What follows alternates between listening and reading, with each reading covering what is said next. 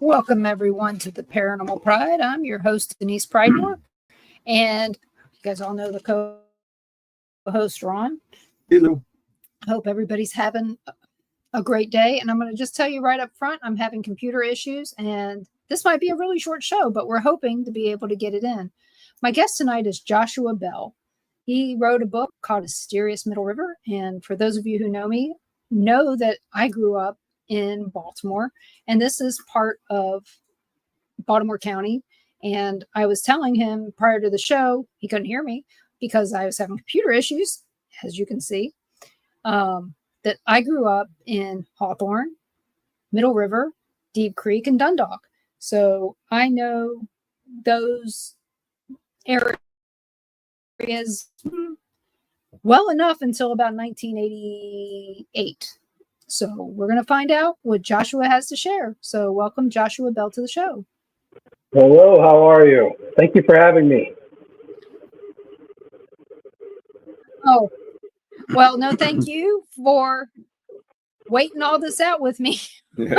So, like I said, if this gets cut short because of technical difficulties,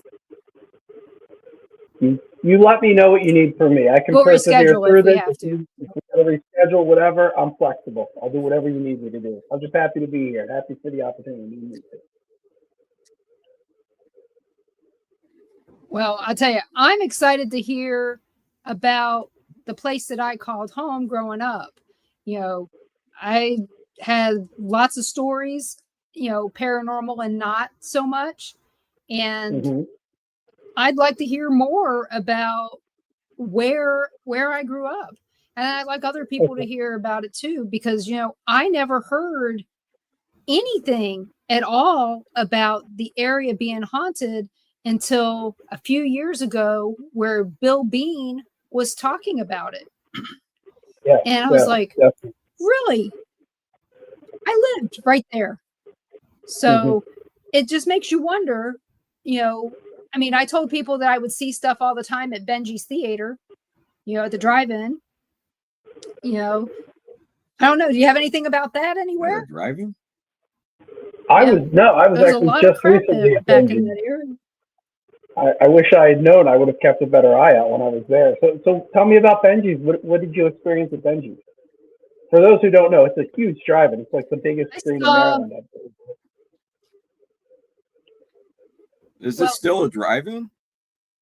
It's still in operation. It's still open? I was just there a couple weeks ago. Yeah. That's weird in itself. Getting ready to close for the season, but they're still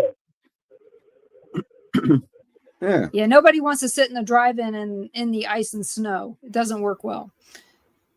So, but what I saw, this was back in 78 to about 80. There was a group of spirits that were running back and forth near the screen and back in the back, where it was near where the cars would come in. You would see them on the side of the road. And to give you a heads up, I've been seeing spirits since I was 4. So sometimes spirits don't look like spirits. They look like real people to me. And I didn't realize until a few years ago that for me, spirits don't have feet. So, we have to go back in my memory to go, what did I see? But I think that they were soldiers back in the day, doing whatever they did back in the 1700s. Well, I know the place has a lot it's kind of based on how they walk. Okay. That's really cool. I'm unfortunately a huge movie buff, so every time I'm there, I'm like focused on the movie and I'm not really paying attention to anything else around me. So I'll have to definitely keep an eye out for that next time. But that's cool. I know a little bit about that area. It was originally part of, I forget the whole family's name, but I know Benji, short for Benjamin. But I know at one time it was basically like a nature preserve where a lot of very influential people would come in and hunt around there. This is a long time ago before the area was built up and developed. So I know it has that history. I don't know about any military history connected with that specific piece of property or not, but it does not surprise me. As many things as I've read about and heard about from this area, that does not surprise me one bit.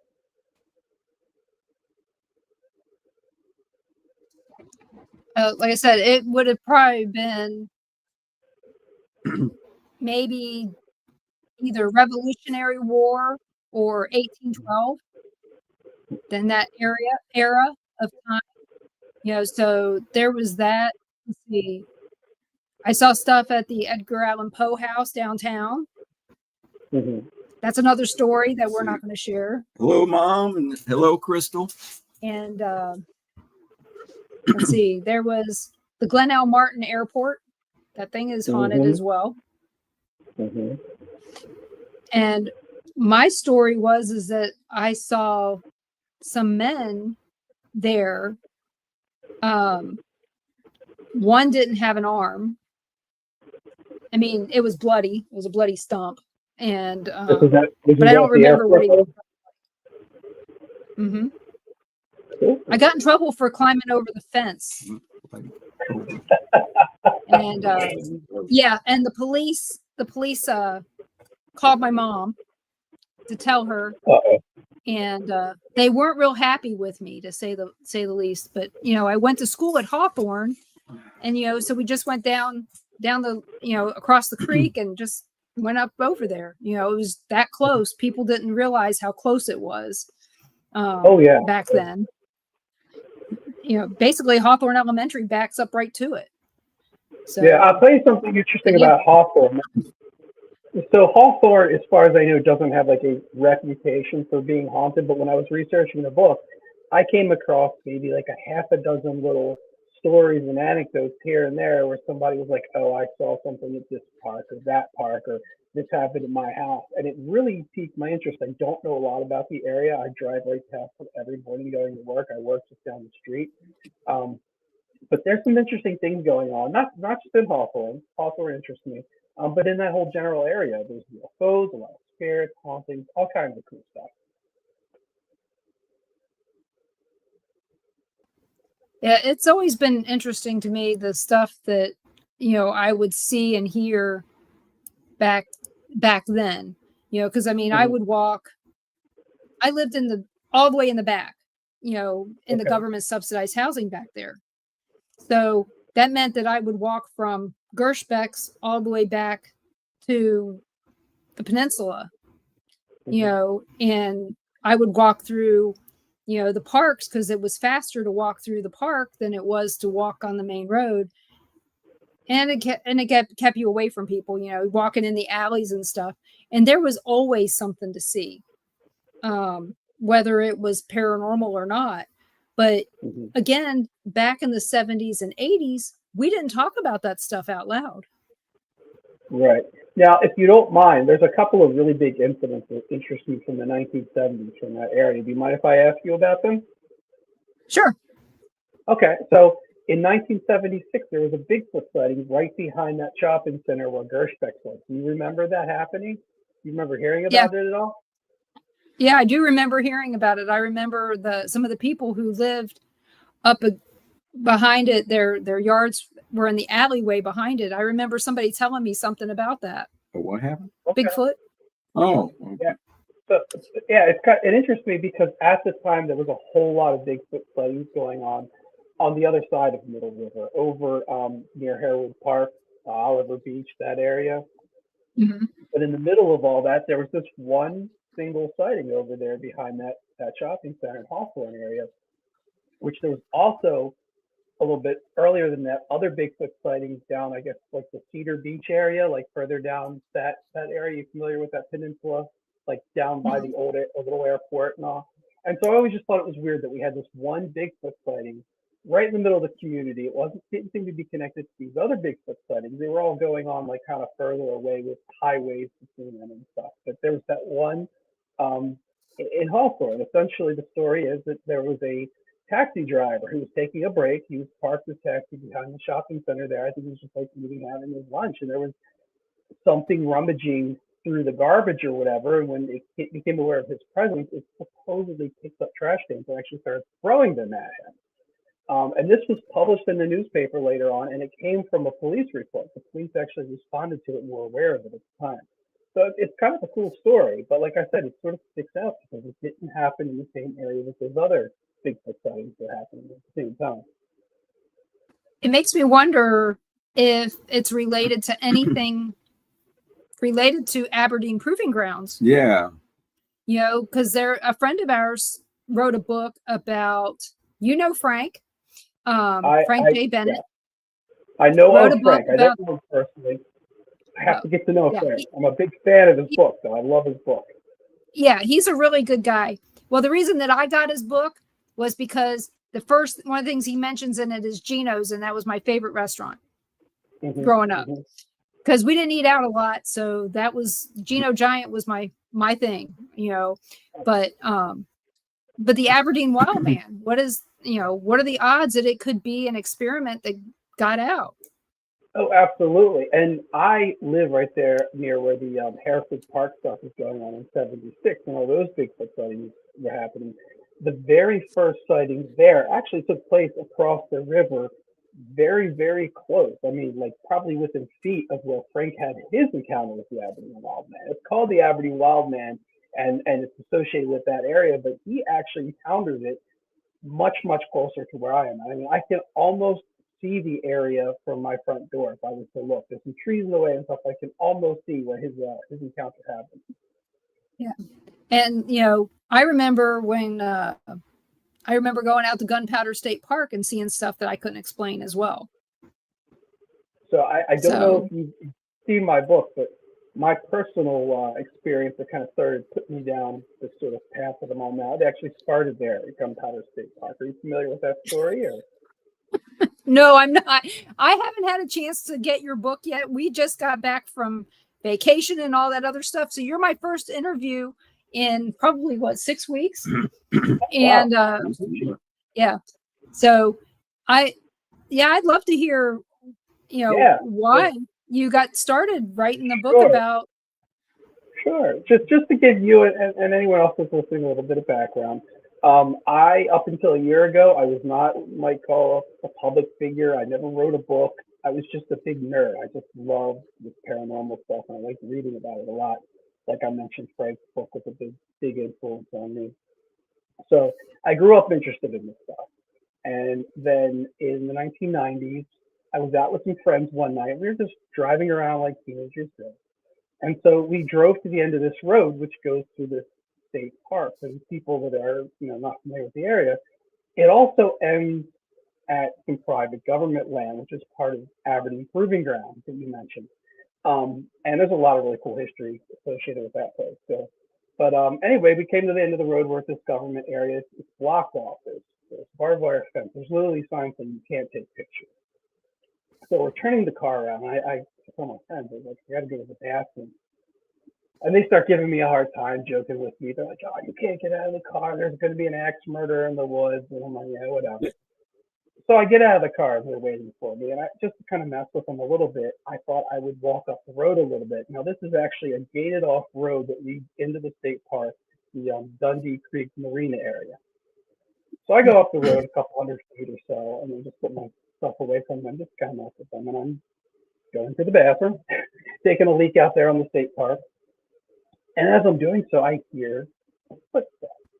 Now, I've camped, I've been in the woods before at night, I'm assuming it's just a deer or something, but I continue to hear them. I'm watching, and eventually I realize what it is. I say eventually, it actually just took me less than a minute, but I see this person, and they're standing maybe 100 feet or so in front of me, and they're coming out from behind a tree. And they're looking directly at me. They're kind of like walking in this sort of weird sidestep motion. So they're not really trying to hide from me, but they're being kind of cautious.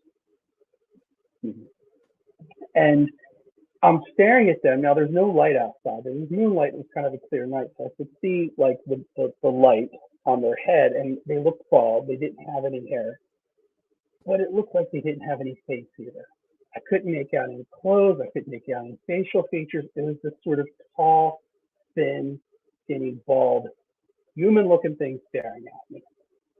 Years and years later, there's these urban legends and internet thing that popped up about these creatures called the Rake.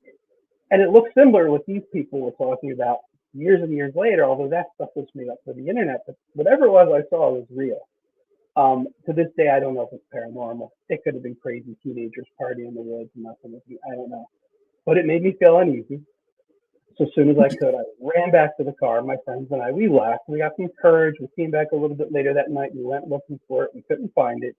We went back several times that summer and looked for it, and we never saw it again.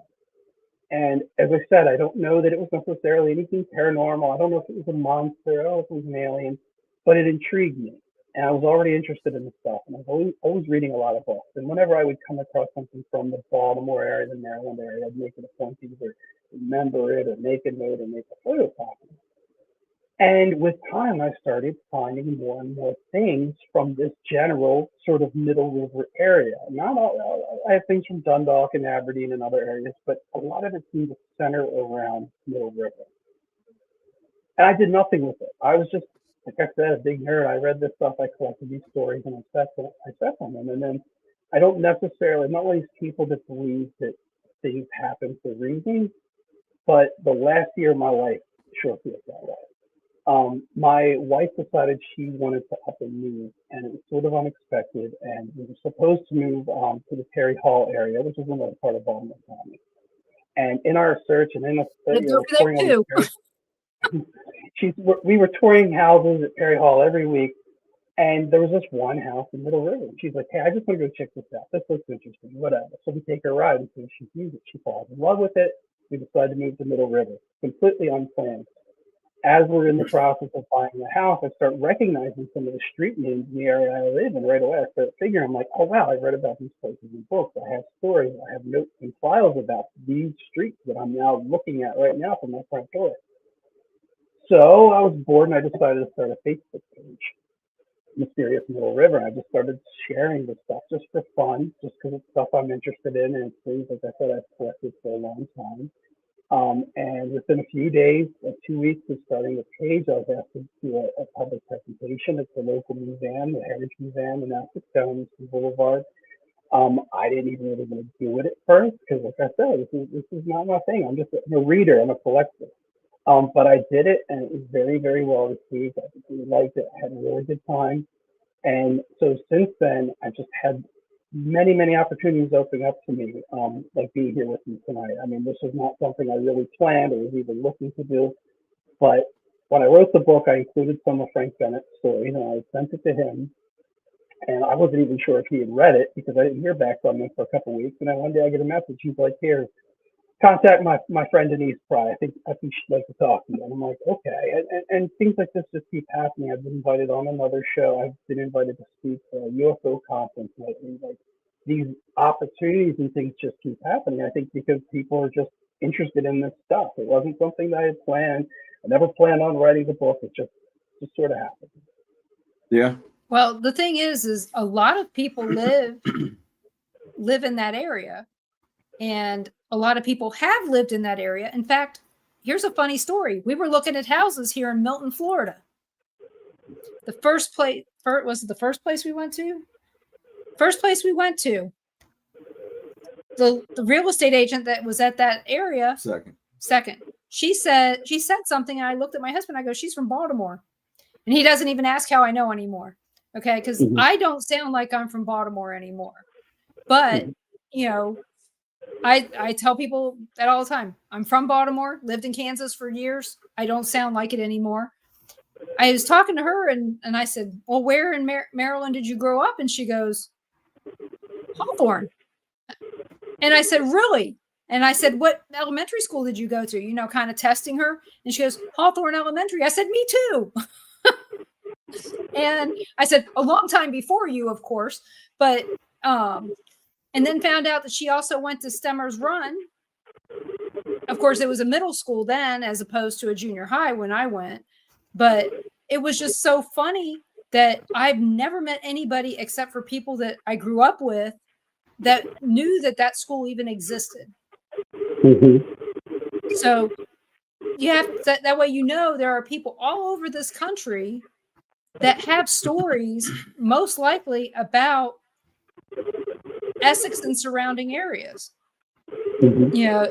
But like when people ask me where I'm from, if I get down to the nitty gritty, I always tell them it's basically Essex because that's where I lived the most of my life. But when you said Perry Hall, I used to live on Bel Air Road as well, and out in Churchville. So, and Churchville is really haunted too. So, yeah, I couldn't even really begin to tell you the kind of stuff that goes on up in Churchville and the Harford County area because it's so much. I just can't wrap my head around it. Like, I have a few things in the book, and I know of some, but there are a lot of authors out there that have written about it that know a lot more about me than me. So I just sort of didn't want to go on their turf, so to say. Yeah, I'd be interested to find out what people have to say about Loch Raven, because I know that there was a lot of rituals done out there back in the 70s and 80s. Oh, wow. That's interesting you say that. I was actually just writing something about that yesterday. So there's a chapter about Loch Raven in my book. And again, it wasn't something I wanted to do, but when I was invited to speak at the UFO conference, they asked me to specifically talk about the Loch Raven UFO incident there. So I gave an hour-long presentation on Loch Raven, and then just a week ago, a gentleman that writes a local zine that covers music and culture and stuff in Baltimore, D.C., he found me through the book, and he's writing a big article about Loch Raven and all the strange things that go on there. So all of a sudden, I've kind of become the Loch Raven expert, which I don't know how that happened because I don't consider myself an expert, but everybody's been asking me to talk about Loch Raven lately, so I'll tell you whatever you want to know about Loch Raven. Well, I did not know about a UFO incident, but I would assume with the lake being as big as it is, that it's very possible. Okay, well, there's actually been dozens of UFO incidents in Loch Raven. If you want, I'll tell you about the most famous one. It's actually a really big one. So in 1958, these two young men were driving down Loch Raven Boulevard. They go up across the dam, and they're about to cross the very first bridge there. And as they were just getting, I'm sorry, let me back up for a second. Further up the road, because they're driving on a ridge, there's a break in the trees, and they can see the bridge from the distance. And there's a UFO hovering above it. It's this giant glowing egg. The thing's like 150 feet wide or something. It's huge. And what's cool is because of the terrain and whatnot, they're like at eye level, almost above it. So this wasn't like something far off in the sky. This is something they're looking down on. So they get curious. They get in their car. They continue up Loch Raven Drive. Just before they get to the bridge, I think like 75 feet from the bridge, the car stops working. And it's not just the engine, the lights die, the radio dies, the brakes work, so they stop the car and they're just sitting there staring at this UFO. The UFO is still in the same place. It's so bright they can't make out any structure. It's just this egg-shaped glowing object. And all of a sudden they get hit by this intense fear and they don't know what to do. So they jump out of the car. There's no place for them to go, because right before the bridge there, the bridge isn't there anymore. There's a new bridge and it's been altered a lot, but basically there's a really steep cliff going up and a steep cliff going down in the water. So they hide behind the car. They watch the thing for like another minute, and then suddenly it shoots up into the sky and it creates like a sonic boom sound, but it's gone. The two gentlemen drive back the way they came from. They go back to the intersection of Loch Raven Boulevard and Chapel Road, which is the nearest payphone.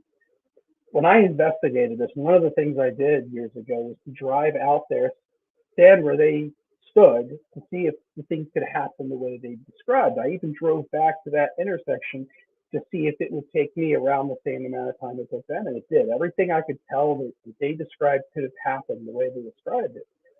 So they get back to this payphone, and they call the ground observatory, who basically laughs at them and doesn't have anything to do with the UFO report. They call the Towson police. The Towson police come out. They take statements from the guys. They look around. They don't find any evidence.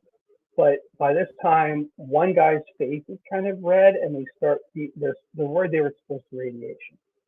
So they go to the local hospital, St. Joseph's. They get checked out. They're fine. They go home. The incident made the local papers. It didn't appear out of state, but it was enough to get a few people interested in. NICAP came to town that weekend and investigated it. Excuse me. They performed the very first investigation. Blue Book found out about it, and the Air Force came out and investigated like a week later. As the Air Force was conducting their investigation, they decided to stop at a local restaurant, Pierce's Plantation. Pierce's was up the road more, but it had a clear view of the bridge where this happened. So they go I can in. see that.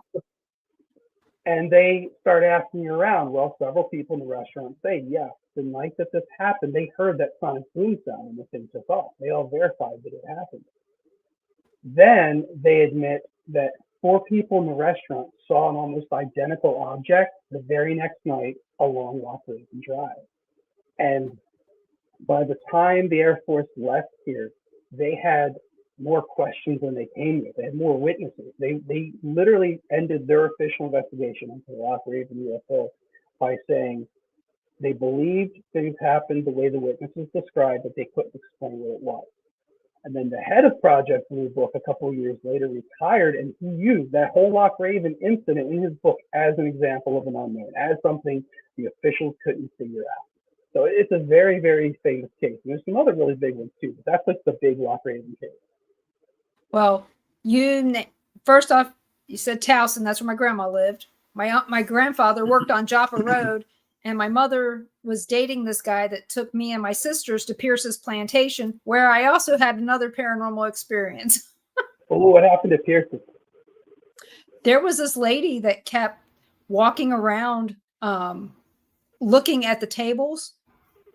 She was really confused, and she was from probably like 1870. She was in the Victorian type clothes. I don't know if she's related to the house or not, but I was 12 years old. So all I can tell you is what I saw. I can't break it down anymore because, like I said, I was 12. And, but it was really interesting at the time because, I came home and I told my sister, she was there, but, my mom wasn't with us. My mom's boyfriend took us out. He was trying to smooze us into liking him. And, right. My mom, she had told me don't say anything. So when we got home, I told my sister Donna, I go, Donna, there was this woman there. And I said, she wasn't real. And she goes, well, how do you know? And I said, well, I just know. And I said, because first off, I saw her walk through people. That was the first thing. And the second thing is she didn't seem to really recognize that anybody else was there, so she was totally oblivious to other people. So she was residual. Now I know she was residual, but back in 77, I didn't know squat other than I was seeing this stuff that I couldn't explain to other people because my mom didn't want me telling people.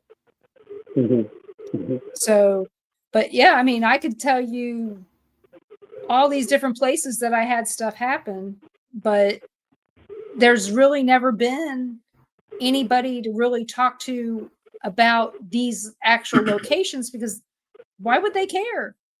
And I don't even know, is Pierce's plantation even still there? It is still there. Most recently, it is a Indian vegan restaurant that only serves stuff made with local food, only open certain hours a day. So I haven't personally been there. It's a little bit of a few hoops to jump through there for me. But I would think so. But again, and what's strange is when I have dreams about the area of, that part of Hartford County, it's always the roads of Loch Raven. Always. I can see the hills and the cliffs and everything. I can see it all still. But there's some other stories to go with that are totally inappropriate for radio. But that's all right. No, my dad, when I was 3, stuff I said that I shouldn't have said. Oh, yeah. No, don't need to be on air. But I had a lot of experiences out there, over time. I remember some little cottages back in there. I don't even know if they still exist, but there were little cottages all over the place back in there, back in between 74 and 80, the last time I went. So it was always interesting to go back in there.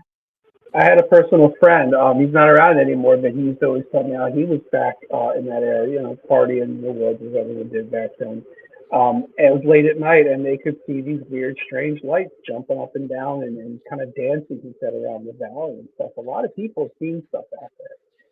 It's one of those things that until you know about it and you start looking for it, until you start talking to other people, you don't realize how common it is. I used to go out there hiking with a friend of mine, and I knew that famous incident happened that I told you about, and I didn't know anything about it. I just knew it happened.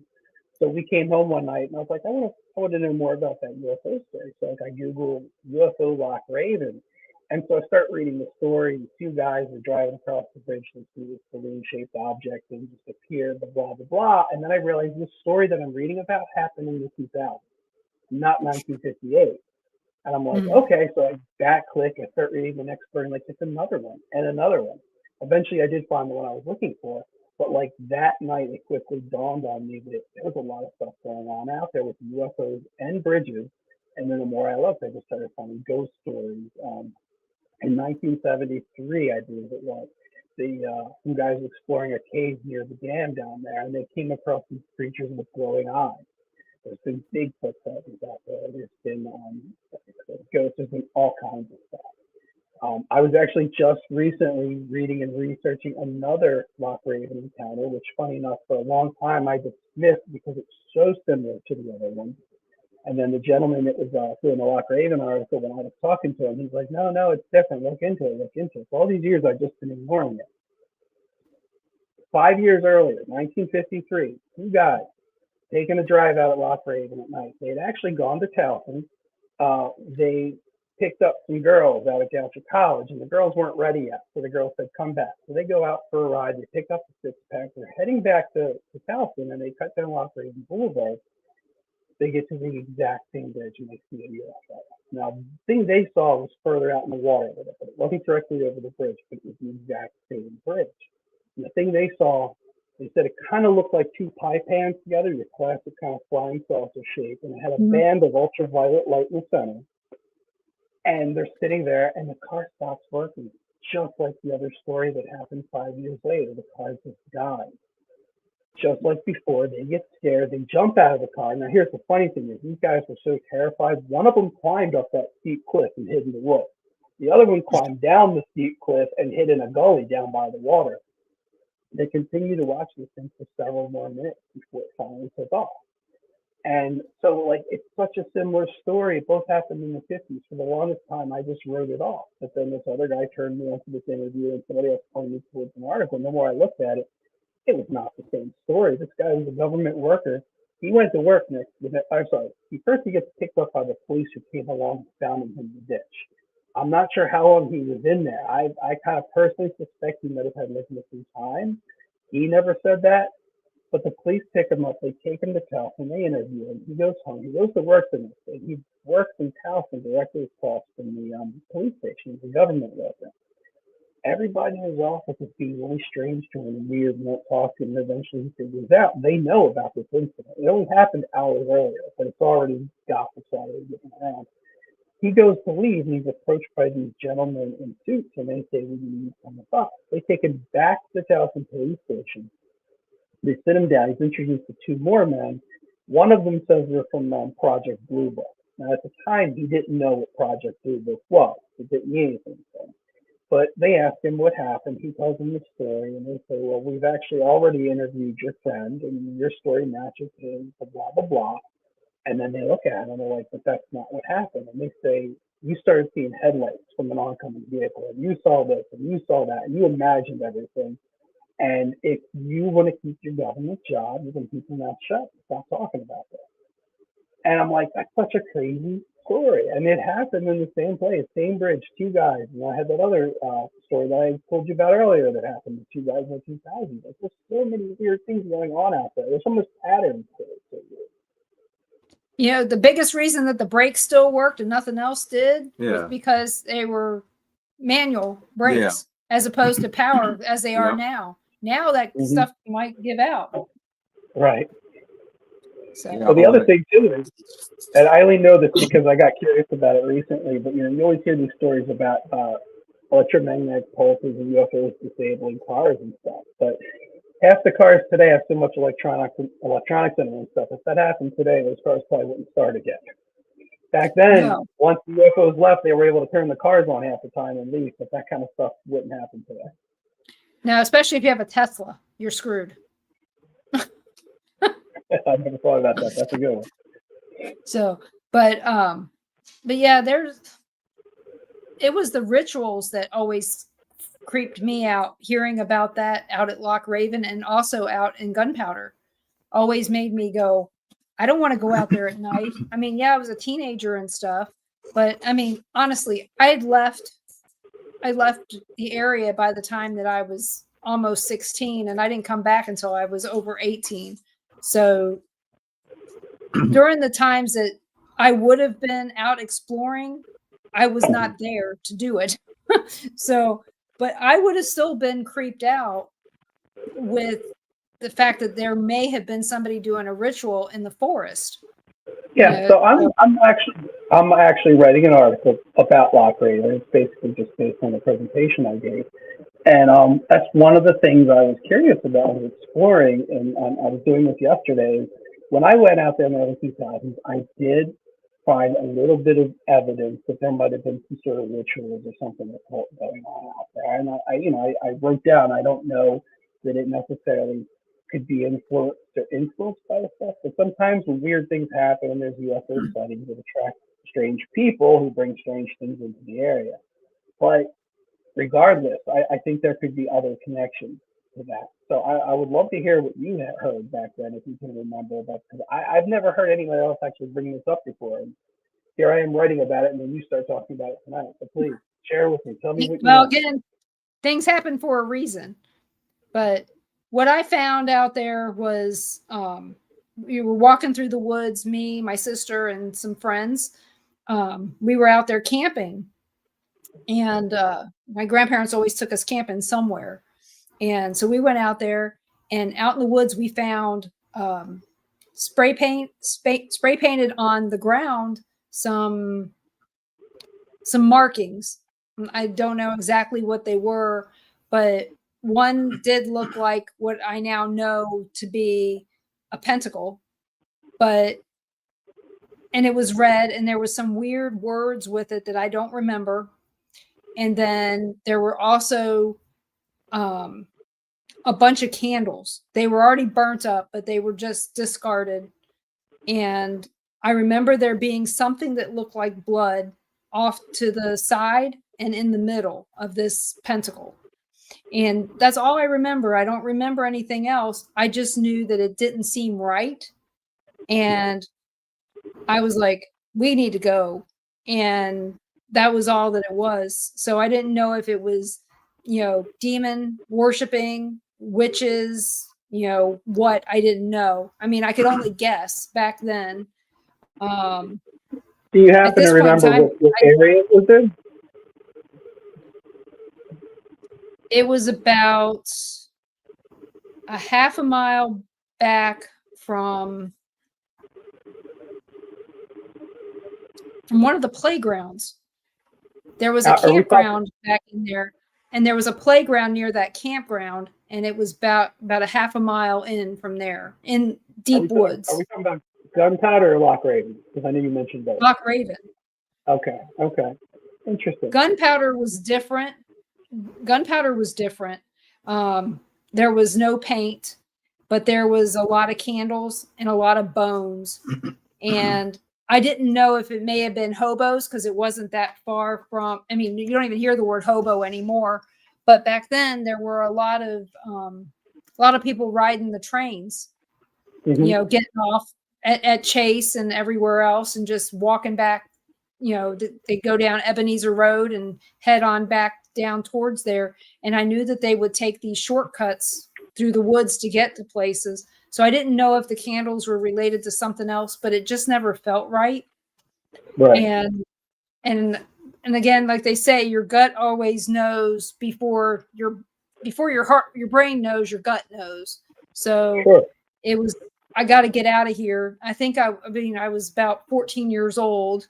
It was me and Karen and Donna and Lynn. And, here we are, 14, 3 14-year-olds and a 13-year-old. Last thing we needed to be was caught by some weird people doing stuff That, I mean, we weren't doing anything wrong. We were just walking around, and it was broad daylight for us. During the day, right? Yeah, this was during the day for us. At Loch Raven, it was at night though. When we were walking around, and we did go back the next day during the day, but yeah, gunpowder was weird. But like I said, I didn't know if it might have just been homeless people or travelers or whatever going through, because we had a lot of that back then. One of the stories I included in my book, I mean, I don't even really want to call it a story, but it was just a personal thing that happened to me. But as a kid, I discovered something like that in Dundalk. But the weird thing was, it was like right in the middle of a little suburban neighborhood. It was at the corner of a street and an alley, essentially. And it had been raining. So I don't know who did it, but there was old photographs, there was burnt candles, there was some religious objects that had been burnt. It was very deliberate, and it seemed where it happened was very deliberate. Like maybe it was focused on a person or something there. And it was just such a weird, bizarre discovery that even as a child, I knew like there's something weird about this. I mean, there's something not right about it. And it just always stuck with me. So I put it in the book that you wrote. But yeah, there's all kinds of stuff like that happening all the time that, again, unless you experience it, unless you happen to walk up on it, you didn't realize it's going on. Yeah, well, you don't think anything of it at the time until somebody else says something that brings it to light. So when you said Dundalk, I went to Inverness Intermediate School. When was that? It was before my dad died, so it had to be like 1973, 74. And we lived in some apartments down by the water. You keep going down that road and you go to the right, there's apartments where you could see Bethlehem Steel and where they were building the bridge. Mm-hmm. And there was something right there on the shore where people were doing stuff that there was always cops. They called the cops. It seemed like every night there were cops out there for some reason. And maybe it's related to that as well.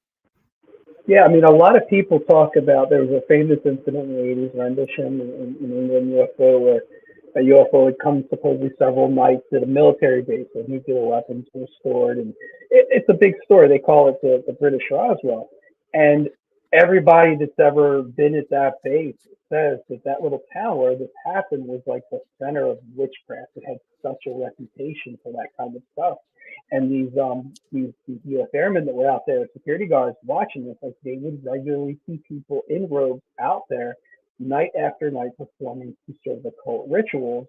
And then, all these UFOs start showing up. So it's one of the things that I have always been fascinated about. There are connections between these things. I don't know that I understand them, but there's something going on there. I think it's just weird. Some of the things that we've talked about tonight that I haven't thought about since probably 1980. I know that seems like a long time ago, but yet in some cases it's not that long ago at all. I've heard 3 stories from you tonight I've never heard. Yeah, I mean, why? I've never heard them before. Yeah, it's never come up. Right. So how about I share another one? You up for another one? I'm always up for another story. All right. I'll tell you this one, and maybe you can offer some insight, because this one was new to me. So just this past year, after I moved to Middle River, I took a new job, and it is in Deep Creek. And like right after I took the job, I get this newspaper article, because this guy knew I was working on the book. He's a local historian. And he comes to me talking, he goes, "Yeah, I'm sure you already have this one already." And I was like, "No, I've never heard of it." In 1978, these 2 teenage girls were driving home. I think they were from Eastern Texas, but I could be wrong about that. And they're coming home, and they're driving down I think it's East Hamburg. I'm kind of confused because I know those streets have names turned up. But anyway, they see this UFO, and it's kind of hovering above Martindale Park. This is in end of March 28th maybe of 78. And so they drive home. They get out of their car. They can still see the thing. And this thing sort of tilts on its side. Now, this is something else that's interesting about this UFO phenomenon. Like, these 2 girls are standing next to each other, but they kind of describe 2 different things, which is interesting. But it tilts on its side. It goes down behind the trees into Martindale Park.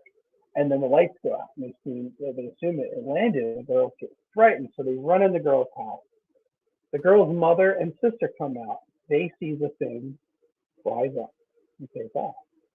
Now, one of the things I do, like I said, I'm kind of a very practical person. I don't go out places like EVP stuff and electronic meters and all. But I went through some old phone books, figured out exactly where these girls lived. I went to the house. I stood out in front of it. I was able to sort of determine, yeah, they could have seen something land in Martindale Park right there. And based on that point of view, I was sort of able to decipher where in the park it probably landed. And apparently, the very next day, there's official police report. They went there and they found this big, giant 25-foot burn mark in the ground. And the situation scared the young girl so much that she wanted to see it, but it took her several days to get up the courage to go see it. It was still there when she went there. And I can literally see the landing spot every day when I park my car and go to work. I love it because, like I said, I took this job, didn't even know this thing existed when I took the job. I found out about it afterwards. So every day I get to look at the UFO land and start going to go to work. Do you remember any of that happening? I do remember some about that because I lived in East Rock at the time. Okay. So, and I went to Sandy Point Elementary School. And then my sisters also later on went to Deep Creek Middle School. So we were there quite a bit between 75. It was right after my dad died. I have my little picture with my Liberty Bell from Sandy Point in 76. But yeah, we lived in that area at the time. And I remember two girls. I don't remember which high school I think they went to like Kenwood, talking about something similar to that. Because I was always interested in all this weird stuff. And I remember hearing something about these girls that saw something that they couldn't explain. But, I didn't read a newspaper or anything like that. It was just basically word of mouth of kids talking to each other saying, can you believe this? They saw this. And I was like, wow, that's weird. So that's all I can remember about it. But I do remember it was odd. Interesting. I'm just thumbing through the book right now because now you say Kenwood, you got me double thinking. Maybe the girls were from Kenwood. I don't know. Well, I don't think Chesapeake. Chesapeake High School could have existed already too. Mm-hmm. We should say if any of your listeners or watchers know any of this stuff, to get in contact with you. Maybe I can come back sometime and we can discuss this stuff further because there's a lot of people out there that know more than me. No more than me. Excuse me. And here we go. Martindale. It was March 28th. It was 1978. Oh, Big Jim. Big Jim, yeah. I get him. Big Jim Jones. He probably knows Big Jim Jones. I have the name of the girls in the book, but I don't think I have the name of the high school. I don't see it. So. Well, that's easy enough to find out. You could always look it up on classmates.com. I have it. I have the original article. I just don't have it in front of me right now. So, like I said, I don't know if it was Kenwood or if it was Chesapeake, but I know at the time I was going to Stemmers. So, because in 78, I was still too young for high school and too old for elementary school. Let me share another story with you. Now, this one's before your time, but it has some really, really interesting implications.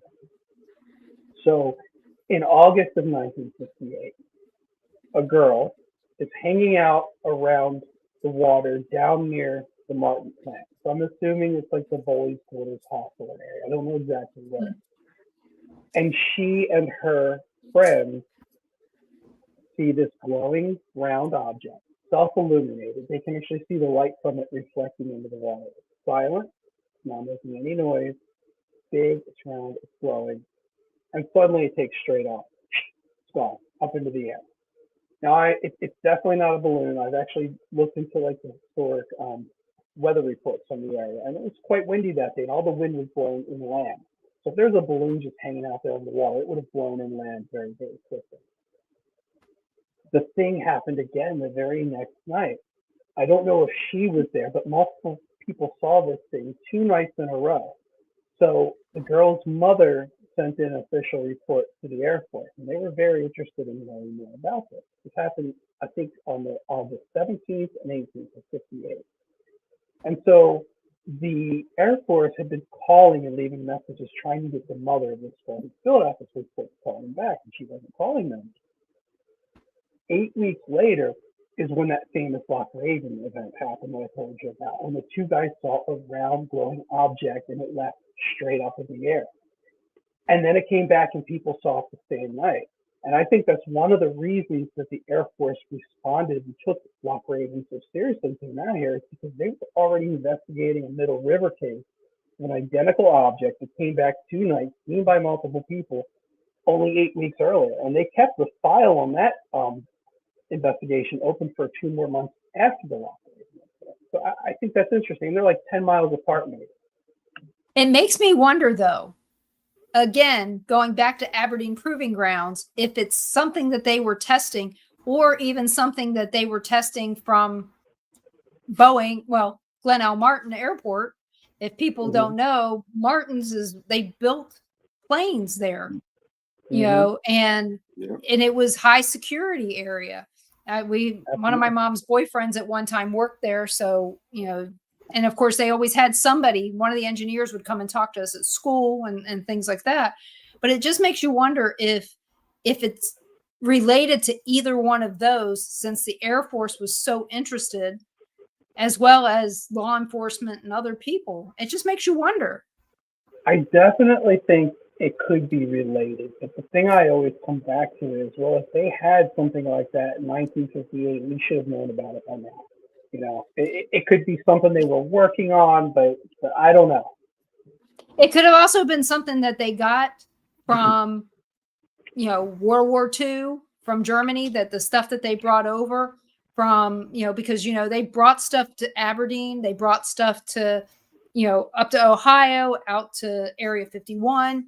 You know, they brought all this stuff back, and then they were very hush hush about what they brought back, you know. And if they're, you know, it doesn't help how secretive they make everything as it is.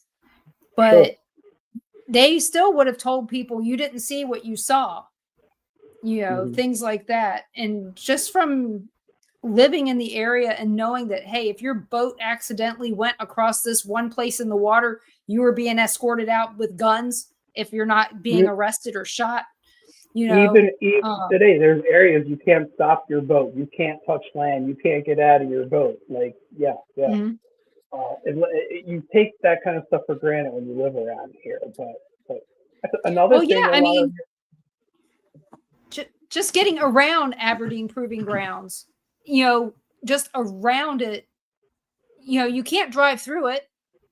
You have to go around it, and you can't go over it, and you can't go under it. So this is one of those, you've got to go all the way around it, and it's not small.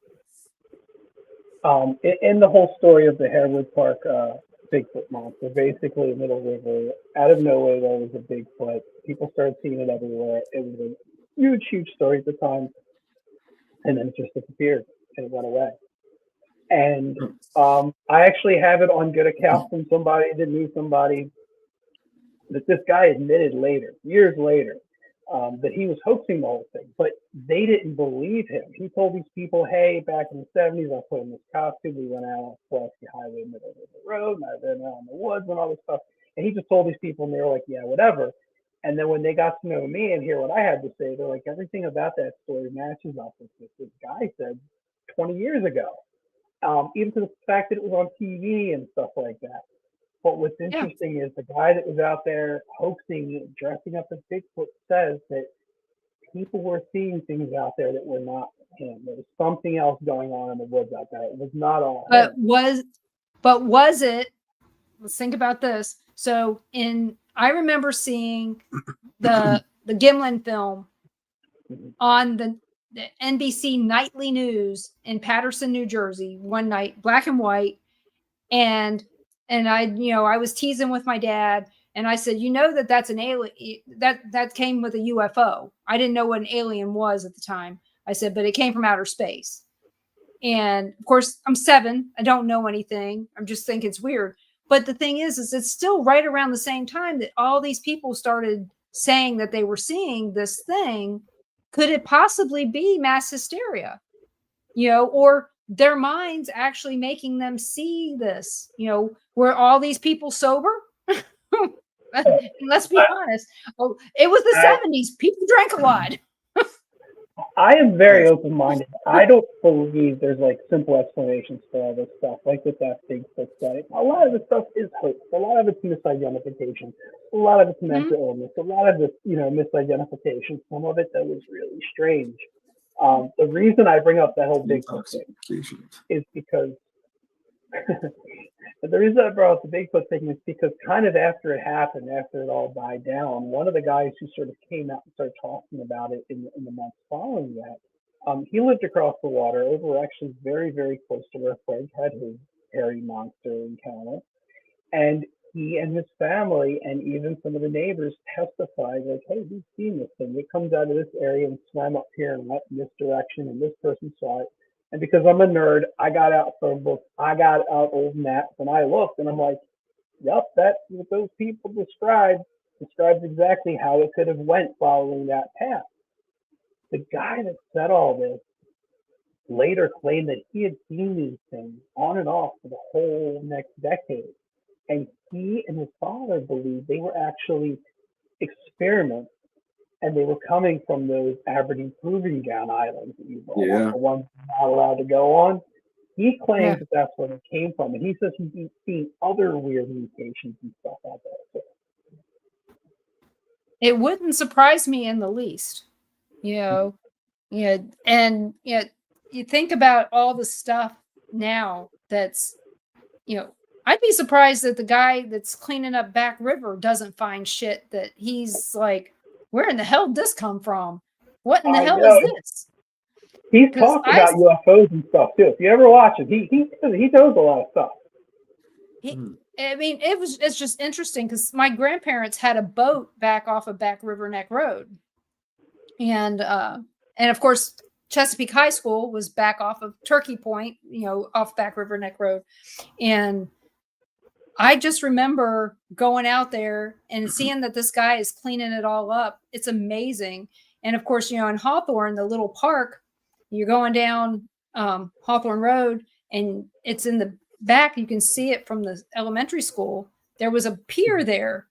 One year, the tide was out. It was really low, and we all got on thick boots and went out there and cleaned it up. We did as much as we could, but it was a drop in the bucket. I don't know how this guy's cleaning up that much stuff every single day. It's amazing. Do you remember when the Chesapeake Bay froze back in 1978? No. Middle River was frozen solid. We walked across it from where I lived down by Kingsway Park. I lived on Kingsway Road, and then there was the other road. I forgot what it was called, but we walked across from there to the other side, which, is pretty much over by Riverwood. And so you could walk straight across there. There were cars out there driving around. Oh, the People ice? had fires. Yeah. Big, huge trucks and stuff just driving around out there. If you pull up old newspapers, it's like 78 and 79. It was a bad winter. Well, So Frank Bennett's experience, I think, because he's talking about in his book how the gunpowder was frozen. I think it happened around 80. And some of the research I did was actually like trying to figure out, well, maybe he had the years wrong and stuff. And I actually did some research. And 78 was an extremely cold winter around here. I remember that. Although Frank it journal, I believe his dates are correct. It was just other alternative theories I was looking at. Frank is very good with years. Don't know how, but he is. But I told him, I said, I hate to say this, but if you had been just a little bit younger or I had been a little bit older and the timing had been different, we may have met back then. but I was too young, and he was hanging out with older women, and I was just I was still just a young teenager, and he was, like I said, he's hanging out in bars and crap. Not me, at least not without my mom. You mentioned Bill Bean earlier. It's funny because I read Bill Bean's early books, and I read Frank's books, and for the longest time, like, I would have loved to have met the guys, like, just to know them or whatever. And I can't tell you how many times I'd walk into a place and I'd see a sign Bill Bean was there the night before giving a public talk, or Frank Bennett had been somewhere. And for the longest time, to this day, I've never met either one of them in person. But because I featured both their stories in my book, and they were both kind of a local inspiration to me, when I was done the book, I sent each one of those guys a copy, and since then I've been in contact with them, which is really cool. But yeah, it's funny you meet people and sort of like cross paths with people, or come close to them, and later on, it's interesting. Yeah, well, we met Frank in Kansas City. Really? So yeah, Even though he was sitting behind. Well, we lived in Kansas City for 40 years in the area. And he was sitting behind me. He had a table at this Paracon that we were at, and we were there as liaisons from the Sally House in Atchison, Kansas. So, and I don't know if you ever heard about it, but it used to be the most haunted house in the state of Kansas, and it was on TV and all this. And everybody at that time, everybody wanted to know us because we were on TV. Big deal, but at that time he said something behind me, and I looked at Ron and said, he's from Baltimore. Yeah. and I walked over and I sat down and I said, so where in Baltimore are you from? And found out that pretty much it was about 4 or 5 miles from where I was at when I was growing up, but 4 or 5 years different. And Frank we've seen Frank a lot of times. He even came to Ron's surprise birthday party. Came all the way from Ohio at the time, and of course, now he's here in Florida as well. We're still planning to go over and see him at some point in St. Augustine. So we plan on doing that. He knows it. It's just he's been busy. So have we. So we've mentioned him several times. Why don't I share Frank's story? It's in the book, and I'm sure people that don't know would love to hear it. So, and hopefully, Mr. Bennett, I hope I do it justice here, but he'll listen to this in replay, just so you'll know. He will listen in replay. Thank you. So Frank grew up, he's actually from Middle River, where I live, but he grew up a little further west in Harford County. And so people in his neighborhood were experiencing, I guess, what you might call Bigfoot type stuff. There's a lot of other things going on. I won't get into it. I'll save that for him. But he's out one day, hiking along the Gunpowder, and he follows this river all the way towards the very end, where it empties into the Gunpowder River. It's basically across the street from my house. And like what often happens in these kind of situations, he gets the feeling that something is off. Like there's this sort of psychic precursor. He didn't just turn around and see something weird. He knew it was there before he even saw it. And then he also experienced this silence. And if you've ever been everywhere, there's sounds everywhere. There's noise, especially man-made noise everywhere you go. But so many people that have UFO sightings and strange encounters have this sudden silence, and there's nothing. He doesn't hear the birds or anything. And he turns around and sees this thing looking at him. And it's what most people would call a Bigfoot. But it's wearing a shirt and pants. And he's just kind of staring at this thing. And this thing jumps up like 10, 15 feet in the air.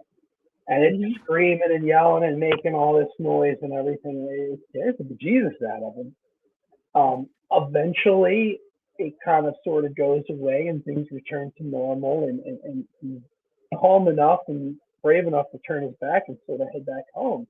But it's such a fascinating encounter. It has so many interesting elements to it, from the silence, that sort of psychic premonition, the fact that it was wearing clothes. It's such a cool story. That's one of the reasons I love it so much. There should have been a lot more noise with everything being frozen. Yeah, it was really cold. Yeah, it was in February, I believe. I went to a public talk recently, and I'm not going to name names because I don't want to be a jerk here because I misquote stuff all the time, and nobody can know all this stuff.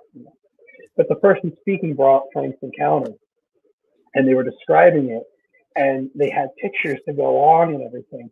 But because it's the Aberdeen Wild Man, they thought that it happened in Aberdeen, so they portrayed it as happening in like this busy street with cars around and buildings and stuff. And it cracked me up because that would make it even cooler. Like to see a Bigfoot wearing clothes downtown in Aberdeen would be even crazier. But it was still fun. I still enjoyed it. Yeah. So apparently they read the title of the book and just made an assumption. Hey man, I've done that before. When you're asked to do these public talks, sometimes you have to fill a certain amount of time. You have to talk about some things that you don't really necessarily know a lot about. People ask about things. So sometimes though, it is okay to say, "I don't know. I'll find out and get back to you. Could you give me your information and I'll get back to you." Just keep that in mind. So in one of my recent talks, I was asked to talk about some astronomy, and I'm like, and it was at a planetarium. I said, I'm not even going to pretend. There's no way. I'll talk about local history or something, serious if you want to talk about something serious, but I'm not going to pretend that I understand anything about astronomy. I'll have to tell you, I know astronomy from when Pluto was a planet. Okay. Me too. That's it.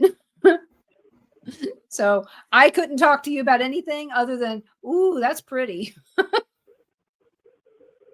So I meant to tell you this earlier, but we didn't really get a chance to talk beforehand. You let me know if I'm rambling on too much or saying too much. I'm very flexible. I'm thick-skinned. If I'm talking too much, you just let me know. No, you're great. You're doing a great job. In fact, I think I'm going to have to ask you to come back because we haven't gotten to any of the questions that I had written down for you. And as my husband can see, I had a whole bunch of them ready. I can shut up if you want to ask me some questions, please. Whatever works for you. I'd love to come back, but either way, you let me know. I think I'd like to do another one. And I'm going to try to do it after the first of the year, only because I know that it's getting hard for people with Christmas is early this year because Thanksgiving was late. Mm-hmm. So, but I would like to thank you so much for coming on and got engrossed with the story. That's great. Thank you, Crystal. And I'd like to thank everybody for listening and joining in tonight.